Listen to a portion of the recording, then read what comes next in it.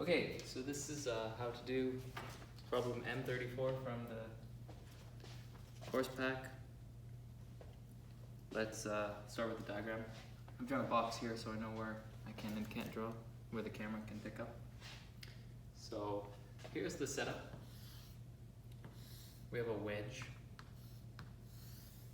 and it's a right angle wedge, some theta here, and there's a mass resting on the plane, the diagonal plane of the wedge, and we'll label that mass M1. And furthermore, there is a pulley at the top of the wedge and a rope connecting the mass 1 to another mass, which is dangling over here. We'll call that mass M.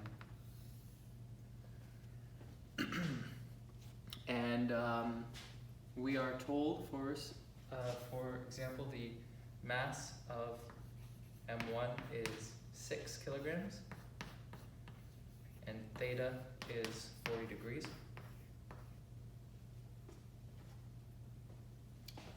And the question is, we're going to start increasing the mass of M until it just starts moving, until the, so initially both of the masses are stationary, and then we're going to slowly increase the mass of M until it starts moving. And so at some critical mass, this thing's going to start accelerating downwards, and then this mass is going to be pulled up the wedge.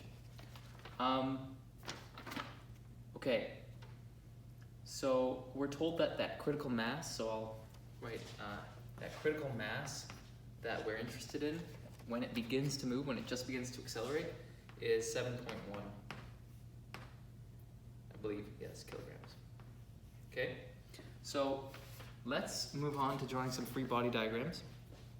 Okay, so let's start with the easy one. We'll draw a free body diagram for the dangling mass. Okay, so this is for dangling mass M. We have a force of tension acting upwards, pulling the mass upwards, preventing it from going down. So I'm going to label that Ft. And it has a mass, it feels the force of gravity, which I'll indicate with a G pointing downwards. And so it has a force, gravity pointing downwards. We can sum the forces here with Newton's laws. So the sum of the forces in, if I call this the positive y direction that way, then the sum of the forces in the y direction will be Ft minus Fg. And that's going to be equal to the mass times the acceleration. But I'll come back to exactly what we'll put here in just a minute after we do the other one. So I'm going to leave this as a question mark for now. And I'm going to label this as equation 1. So now let's move on to the free body diagram for the mass that's sitting on the diagonal of the wedge. And when I draw these free body diagrams, what I like to do is sort of redraw the slant as kind of a reference point for the rest of my diagram. So this is just the diagonal part of the wedge. I'm going to put my mass M1 here. So I'm just going to label this now to be obvious. If that's M, then I'll call this M1. And let's start labeling some forces. So the first thing, we're going to have a normal force acting perpendicular to the slope. So we'll call that N. And we're going to have a force of tension pulling it up the slant. That's the same force of tension, Ft, that we had in the other case because it's the same rope, so the force of tension is the same, and it's acting up the slant. We also have a force of friction resisting that motion, so I'm going to label that Ff, F sub F, for force of friction. And then finally we're going to have a force of gravity, because this M1 is also massive, also has a mass. And I'll call that Fg, and I'm going to put a subscript 1 just to distinguish this force of gravity from this Fg, because this is going to be mg, m times g, and this is going to be m1 times g. So I'm just going to put the F1 to help distinguish that. So now we are forced to choose a coordinate system because we're going to want to, in the same way as we did for the simple case, we're going to want to add the components of the forces so that we can apply Newton's laws. And the coordinate system I would suggest choosing for this problem is one that is aligned with the slope itself. So if we take the positive, so I'm just going to indicate that with a little Cartesian axis down here, the positive x and positive y directions.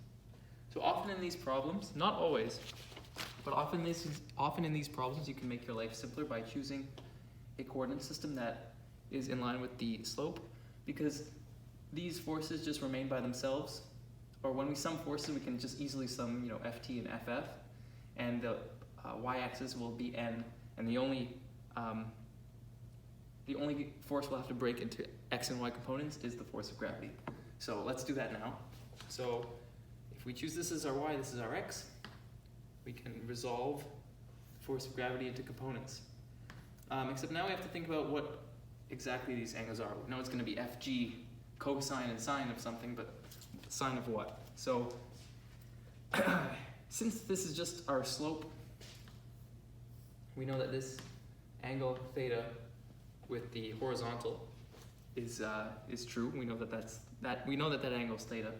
And if we think about what that means for the components of gravity, this is a right angle, and so this angle up here is 90 degrees minus theta, because the sum of the angles have to add to 180. This is also a right angle, and we know that these forces have to sum to 90, or we know that these two mini angles have to sum to 90. And if this is 90 minus theta, then this angle is theta. Okay? So then by trigonometry, this is Fg1 sine theta, and this is Fg1 cosine theta. Just draw it like that. So now finally we can move to our Newton's laws.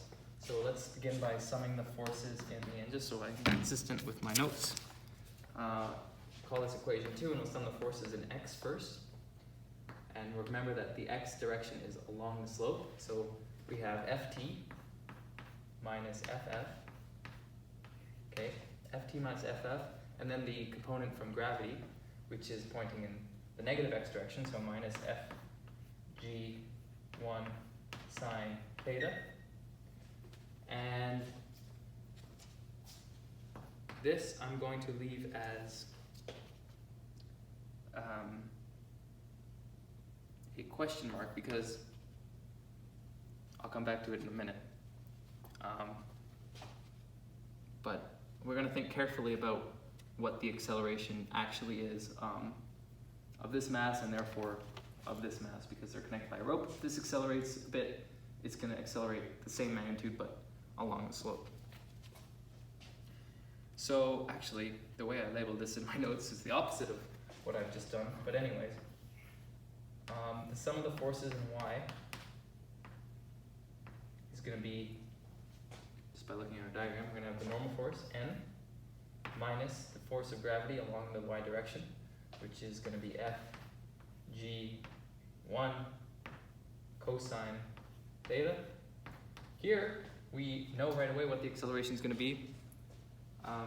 If something's sitting on a slope like this, there's no way it's going to be accelerated perpendicularly to the slope.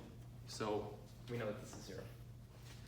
And that's actually our first clue, but we'll come back to that in a moment. Okay, so just to be consistent with my notes so I don't make a mistake later, I'm just going to relabel these 3 and 2, because I'm going to reference them later. Okay, so the question is asking us, once this mass m reaches 7.1 kilograms, this whole system starts to move. It's stationary, and then the force of static friction. So this is characterized by some mu s, some coefficient of static friction, and at some critical mass, the system is able to overcome this characteristic coefficient of static friction, and it begins to move. But the way to think about this is, okay, the way is like this. If m is less than 7.1, which is that critical mass, then the acceleration is 0. That's all that we're saying, is that until we reach this mass, the thing is stationary.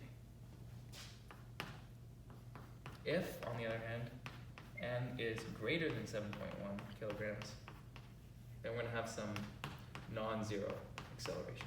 So the thing's going to move. So basically we want to know the exact moment when the system starts to accelerate. So the exact moment when the acceleration becomes non-zero. And that exact moment is arbitrarily close to 0. That acceleration is arbitrarily close to 0. I hope I make that clear. I'm going to say it one more time. The acceleration at which the force of friction is overcome, the acceleration at that instant is arbitrarily close to 0. So, for these equations, this question mark becomes 0. Because we're going to have some mass times the acceleration of 0 is just 0. And that's true over here too, because they're connected by a rope. So now we have 3 equations, 1, 2, and 3, or 1, 3, and 2. And now we can begin to try to solve them. So, where do I want to write this? Because I'm running out of room.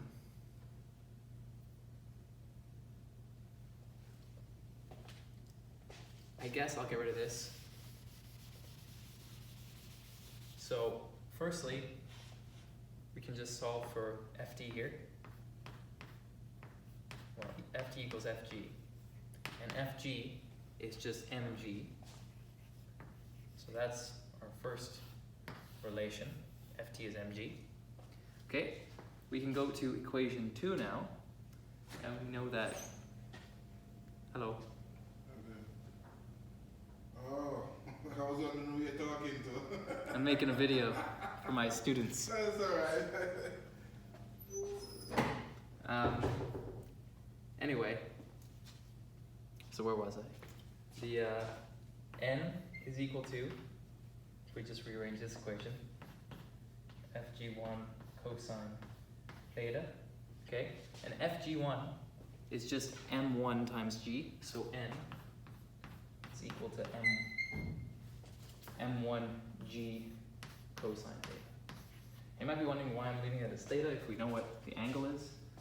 I just want to be as general as possible. So this would hold for any setup where we have some arbitrary angle theta. We just have to plug in our equations at the very end, or our values at the very end.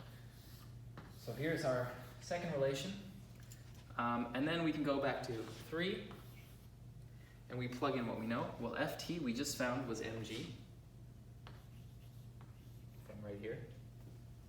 ff is given by the relation mu s times the normal force. Well, we just solved for that, so I'll plug that in a moment.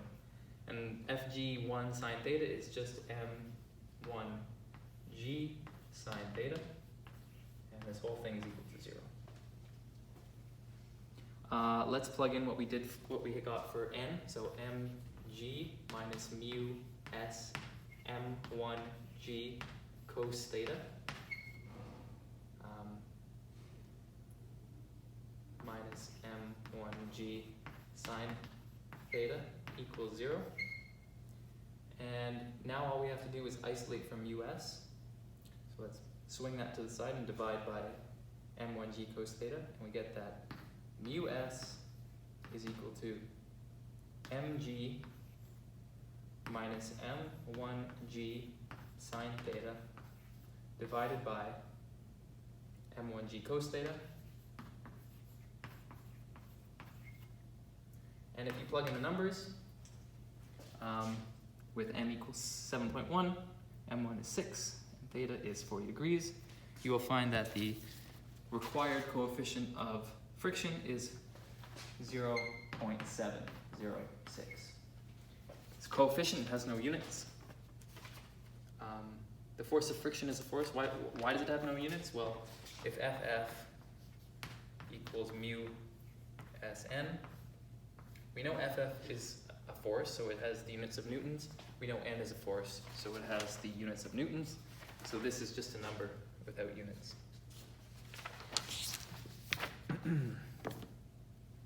Okay, so for part B of this question, it asks you, okay, so let's say that it slipped, and now let's say that this coefficient of static friction has been overcome, and now the system is accelerating at a equals 0.9 meters per second squared, and that's acting downwards. Well, it's accelerating downwards as we've increased the mass. Now finally it starts to move downwards. And the question is, so now what is the coefficient of kinetic friction that characterizes this surface if we have that as our acceleration? So the only thing that changes in this scenario is, well, let's look at our first equation. So we've summed the forces. So this first equation comes from our free body diagram of the dangling mass. The forces acting on this mass are the same as they were before. We have a force of tension acting upwards and a force of gravity acting downwards. The only difference here is now that before, when our acceleration we said was 0, because we were interested in the critical acceleration, now our acceleration, we're told, is 0.9 meters per second squared, and it's downwards in our coordinate system. So just again, for complete generality, I'm going to write this as m, since we're interested in the mass m, times a. And so this relation is no longer true, so I'm going to erase it. Make a new one. I'm going to erase this while I'm at it.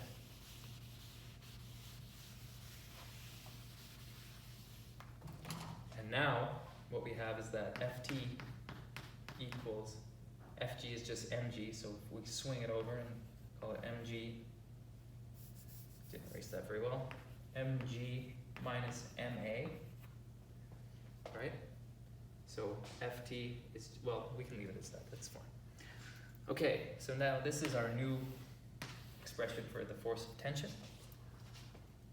If we go back to our other free body diagram, again, the forces acting on the mass are identical as to they were in the first case, except now, if we sum the forces in the x direction, we have a non-zero acceleration like we did before. So we had a non-zero acceleration before, now we have a acceleration of 0.9 meters per second squared. And if this acceleration is downward, then the rope is going to pull the mass that way. So we're going to have an acceleration in this direction with the same magnitude a. So this 0, if we just sum the forces again, we have Ft minus Ff minus the component Fg sine theta along x from gravity. Now this is related, now this is equal to m1a. So notice here we used an m, and here we're using an m1, because we're looking at different masses, different bodies, so they can have different masses. It's important to get that right, or you won't get the right answer, obviously. On the other hand, the equation 2 that we had before doesn't change because, again, there's no acceleration perpendicular to the diagonal. So this relation remains true in this other case. So now we proceed as we did before. So we go back to our third equation and we just sub in what we know. So Ft, if I just go from 3, Ft we have mg minus ma. The force of friction is going to be mu k n, because now we're moving, now we're sliding, so we have a force of kinetic friction. And then we have an Fg1 sine theta, which I'm just going to write right away as m1g sine theta. And all that is equal to m1 times a, because it's just equation 3. And what do we want to solve for? This mu k again. So let's isolate it. Also, we know what n is, so I can sub that in. But let's just rearrange first. So mu k n equals mg minus ma minus m1g sine theta minus m1a. Okay, I think I did that right. Brought this to this side and that to that side, then mu k to that side, and then flipped it around. And then mu k is just, well, it's the same thing as before. I'll write it a little more cleanly. M times g minus a minus m1 times g sine theta plus plus a. And now this is all divided by n, but n is just m1g cosine of theta. And assuming I did that correctly, which I did, it looks like, you sub in your values for m, which we know is still 6, or sorry, which is 7.1 still, because we assume the mass has stayed the same. M1 is 6 as it was before. G is G, it's 9.81 meters per second squared. A is 0.9, and theta is 40 degrees. So if you plug that into your calculator, then what you'll find is that the coefficient of kinetic friction is 0.44. Again, no units on that, it's just a coefficient. Thank you.